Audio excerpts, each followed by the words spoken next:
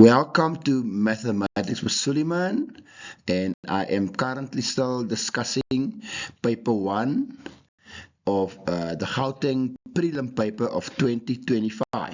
And today we're doing the last question, question 11 on probability and counting principles. Preparatory examination 2025, paper 1, question 11. Question 11.1, a six-sided die is rolled and the number of dots landing face up is noted. Consider the following events. Event A, the number observed is 2 at the most. Event B, the number that landed face up is an even number. And event C, the number 6 is facing up. Let's first start with the probability of A. Remember, the number observed is 2. So it will be 2 out of 6, which of course is 1/3. Event B, the number that landed up is an even number. Remember, on any die, there's an even amount of odd numbers and even numbers. Because there's 6 in total, so it will be 3 out of 6, which of course is a half. 11.2 or 11.1.2, use the probability of A, which we determined previously, which is 1/3 if you remember, and determine the complement, the probability of the complement of A. Now remember, there's a formula for the complement of A. It will be 1 minus the probability of A. Remember, probability always add up to 1, and the complement is what is left. So therefore, complement will be 1 minus the probability of A. So therefore, 1 minus a third, which of course is 2/3.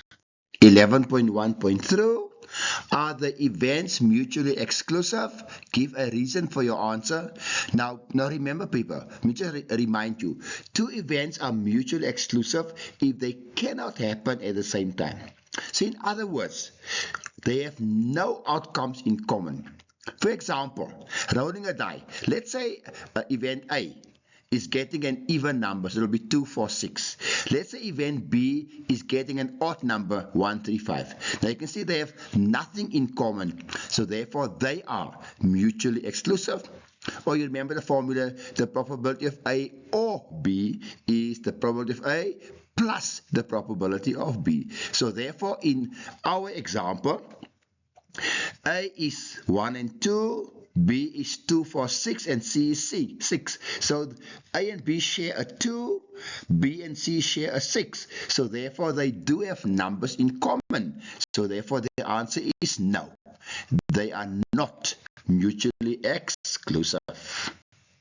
1.4, calculate the probability of A or C. Now remember, the formula for A or C is equal to probability of A plus probability of C, because remember, they are mutually exclusive. Now remember, previously we've determined that probability of A is 2/6 and probability of C is 1/6. So therefore 2/6 plus 1/6 is 3/6. So therefore the probability of A or C is a half. 11.1.5, are B and C independent events? Give a reason for your answer. Now the probability of B times the probability of C is a half times a 6, which is 1/12, right? But probability of B's intersection with C is 1/6. Therefore, the probability of B intersection with C is not equal to the probability of B times the probability of C. So therefore, B and C are not independent events. If we know that a 6 has been rolled, then we know with certainty that an even number has been rolled. Therefore, the occurrence of C affects the probability of B. 11.2, the probability of getting the first answer in a quiz correct is 0.6. Now if the first answer is correct, the probability of getting the next answer correct rises to 0.7. However, if the first answer is incorrect, the probability of getting the next answer correct is 0.4. So with the use of a tree diagram, determine the probability of getting the second answer correct. So in the diagram, C is for correct answers, W for wrong. So the first branches will be 0,6 and 0,4. Take note, if we add them, you must get a 1. Don't forget. Then it rises to, so correct answer rises to 0,7. So therefore the wrong answer will be 0,3. Again, they must add up to 1. And if the wrong answer is 0,4, then the correct answer will be 0,6. Remember again, they must add up to 1. So therefore the probability of second answers correct will be then be, if you follow the branches, 0,6 times 0,7 plus, and the bottom, remember we follow correct answers, 0,4 times 0,4. You must follow the C, remember? Right, and if you do all of that, you'll get 0,58. 11.3, this question is on the counting principles.